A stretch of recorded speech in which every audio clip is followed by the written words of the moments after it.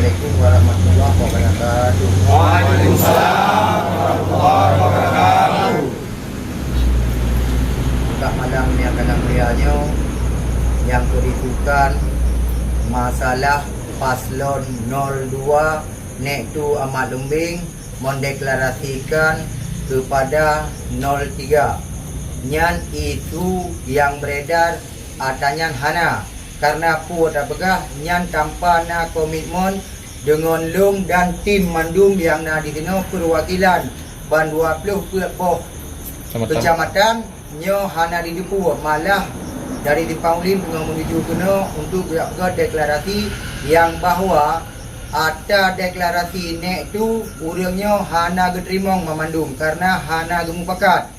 Maka dalam halnya Long sebagai wakil calon nombor dari urut 2 nyo mulake maah bak mandum pendukung nek tu Ahmad Lumbing adanya hana dan hana tubite bak mandum tim dan bak Long sendiri sebagai calon daripada wakil nek.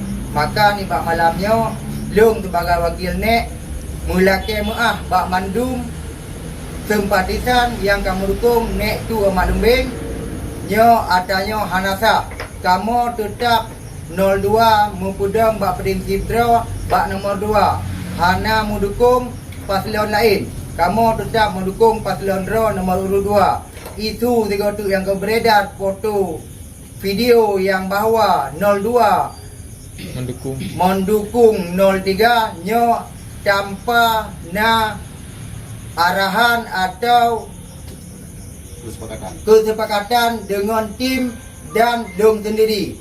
Nyo adanya hana ikhlas, hana sah. Kamu hana menerima. Nyo Long tanyang bak perwakilan yang kena puas waro nu terima yang ada gedukung hana. Jadi nyo kamu hana menerima. Ada yang kagak pegah dari tim nek tu jubir nek tu yang dimengaku droi.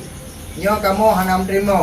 Maka dalam halnya kepada pendukung baiknya dengar itu yang kau dimainkan sihatnya buat media.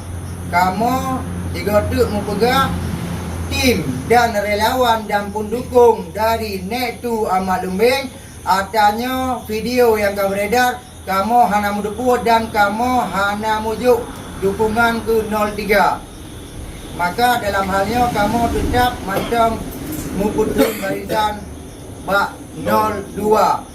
Tho mantam bupati yang dipilih tengah munyona kamu ucapkan selamat. Munyo ini kamu tetap mantam bak nomor 2. Terima kasih. Enak mantam. Assalamualaikum warahmatullahi wabarakatuh. Waalaikumsalam warahmatullahi wabarakatuh.